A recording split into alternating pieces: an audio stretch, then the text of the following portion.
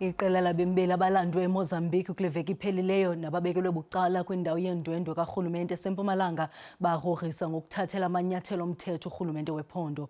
Batyhola ngelithi le ndawo yaseZithabiseni bagcinwe kuyo ayikho semgangathweni. Bakwafuna ukuvavanyelwa iCOVID-19.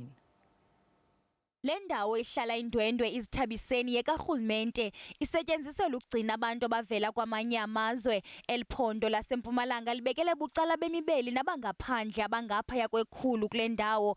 Ukanti iqela labantu elisuka eMozambique lithi imeko yale ndawo bagcinwe kuyo ayintlanga konke kwaye aba bantu bagrogrisa ngokuthathela urhulumente wephondo amanyathelo omthetho. There are molds in the bathrooms.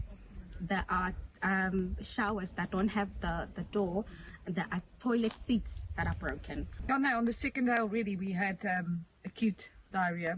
Me and most of my kids. We're a family of 7 and we just can't eat the food. Aba bantu bamemelela ukuba bavavanyelwe intsholongwane yecorona. We've been here since last week Monday, but the only thing they're doing to us, they only take our temperature. They are refusing to test us. Amagosa le ndawo ayavuma ukuba amanye amacala kule ndawo yeendwendwe awakho semgangathweni kodwa akwatyhola aba bantu ngongafuni ukubekelwa bucala isithuba seentsuku ezili-14.